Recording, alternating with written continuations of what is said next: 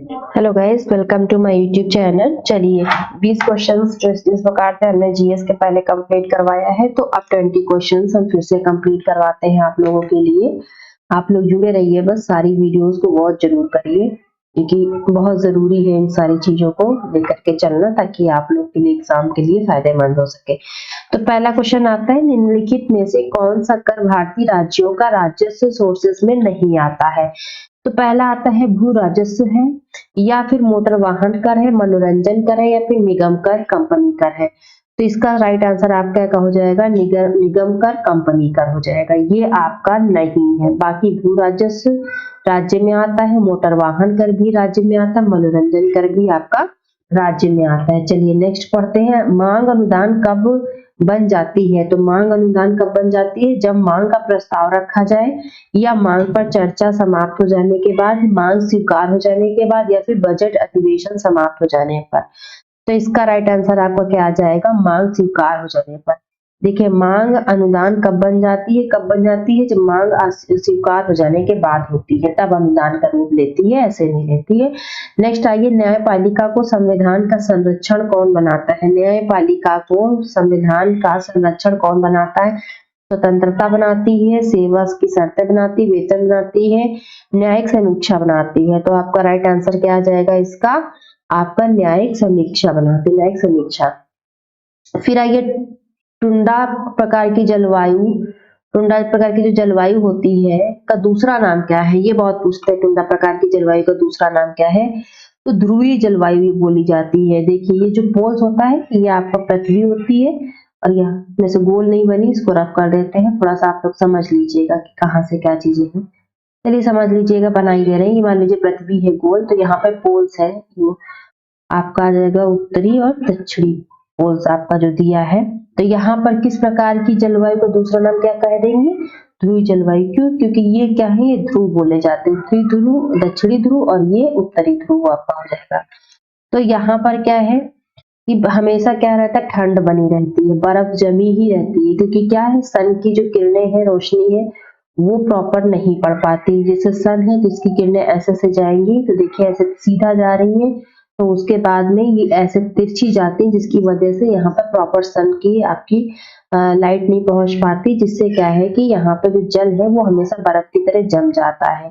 तो इसको ध्रुवीय जलवायु भी कहेंगे, क्योंकि यहाँ पर जो है ध्रुवों की जलवायु पाई जाती है, तो बर्फ से जमी रहती है, तो यहाँ पे जीवन यापन करना बहुत मुश्किल होता है। यहाँ पे सिर्फ एक्सपेरिमेंट वगैरह किए जाते हैं, जैसे परमाणु का भी इन सारी चीजों का एक्सपेरिमेंट किया जाता है, और अलग अलग देश के अलग अलग तरीके से अपना करके जगह लेकर के यहाँ पर परमाणु करते हैं। चलिए नेक्स्ट पढ़ते हैं, किसने कहा था संसदीय प्रणाली सरकार का दैनिक मूल्यांकन भी उपलब्ध कराती है और आवधिक भी है? तो ये किसने कहा है? संसदीय प्रणाली सरकार का दैनिक मूल्यांकन भी उपलब्ध कराती है। तो आपका राइट आंसर क्या हो जाएगा इसका? बी.आर. अम्बेडकर जी ने ही ये चीज कही है। भारत का अंतिम अंग्रेज गवर्नर जनरल कौन था? तो भारत का अंतिम अंग्रेज गवर्नर जनरल, ये भी क्वेश्चन बहुत पूछा गया है, तो आपका कौन हो जाएंगे? यहाँ भारत का अंतिम पूछा गया है, तो भारत का अंतिम कौन है? आपके लॉर्ड, भारत का अंतिम गवर्नर जनरल कौन बना है? Lord Mountbatten. चलिए नेक्स्ट आते हैं, मानव शरीर में भारी मात्रा में आसवन जल डालने से लाल रक्त कोशिकाएं किस प्रकार का क्या मूवमेंट करती हैं? सिकुड़ जाएंगी, नई कोशिकाएं उत्पादित करती हैं, सूजती और फूट हो जाती है, या फिर ज्यादा ऑक्सीजन ले जाती हैं? तो आपका आंसर क्या हो जाएगा? सूजती है और क्या होती है कि फट जाती है। फिर आइए, नाभिकीय रिएक्टर में इस्तेमाल किए जाने वाला ईंधन है, नाभिकीय रिएक्टर में इस्तेमाल किए जाने वाला ईंधन कौन सा आएगा? तो सीधी सी बात है, क्या यूरेनियम हो जाता है। फिर नेक्स्ट आता है, यहाँ पे पहले से डैश दिया हुआ कि बनने से संग्रहित रक्त भूरा हो जाता है। किसके बनने से रक्त संग्रहित होने से भूरा बन जाता है? तो हेमोथ्रिन है, फिर या फिर मिथियोमोग्लोबिन है, या फिर हीमोग्लोबिन है, या फिर ऑक्सी हीमोग्लोबिन है। तो राइट आंसर आपका क्या आ जाएगा यहाँ पर? मिथियोग्लोबिन हो जाएगा। नेक्स्ट आइए, प्रकाश संश्लेषण की क्रिया में किस प्रकार का प्रकाश सबसे अधिक प्रभावशाली होता है? किस प्रकार का प्रकाश सबसे अधिक प्रभावशाली होता है? ये बहुत इंपॉर्टेंट क्वेश्चन है। तो नीला है? नहीं भाई, नीला नहीं होता है, हरा भी नहीं होता, पीला भी नहीं होता, लाल, लाल सबसे ज्यादा होता है। ये देखिए, कहीं भी खतरे की बात की जाती है तो रेड लाइट ही जलाते हैं। ठीक है, नेक्स्ट आइए, टीकाकरण रोगों की रोकथाम में मदद करता है। टीकाकरण रोगों की रोकथाम में मदद करता है, किस तरीके से?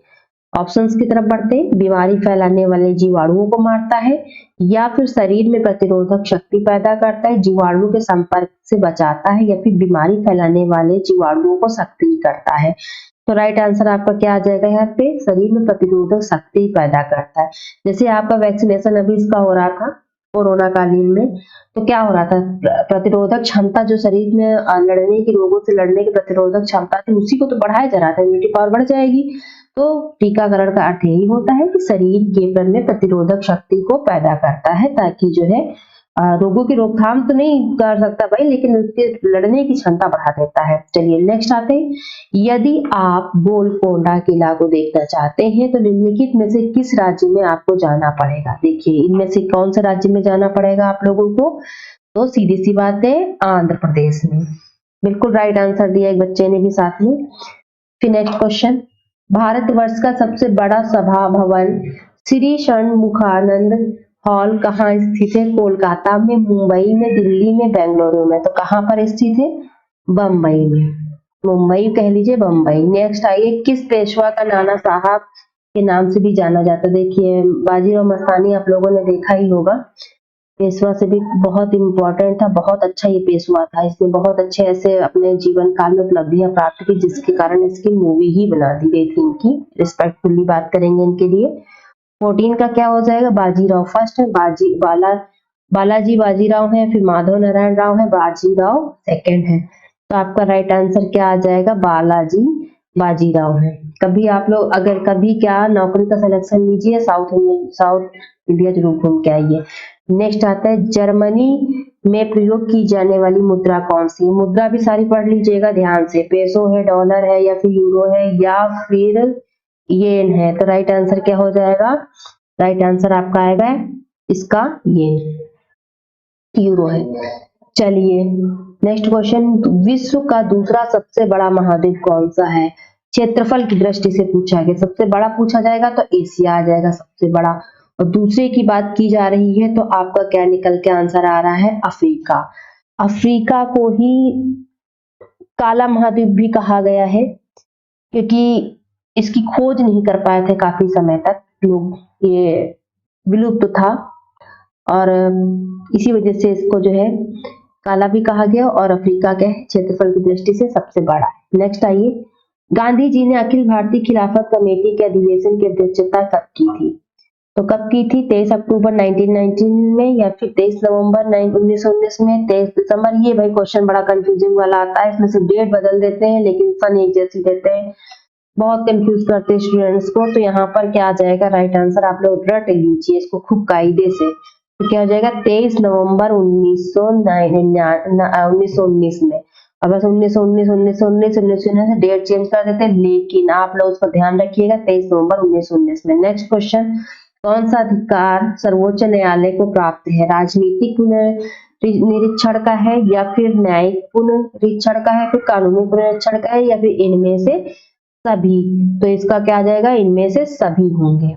चलिए, सर्वोच्च न्यायालय को तो सभी अधिकार प्राप्त होते हैं। फिर आइए, बेटफ्रेड विश्व स्नूकर चैंपियनशिप 2020 को किसने जीता? रोनी ओ सुलिवान ने, या फिर काइरन विल्सन ने, या फिर एनिवर्सरी ग्रांड प्रिक्स ने, या फिर लुइस हैमिल्टन ने? किसने जीता था यहाँ पर? रोनी ओ सुलिवान ने। फिर आइए, किस स्थान पर विवेकानंद स्मारक स्थित है? मुंबई में, त्रिवेंद्रम में, पांडिचेरी में, या फिर कन्याकुमारी में? तो सबसे अच्छा आपका ऑप्शन है कन्याकुमारी में ये है।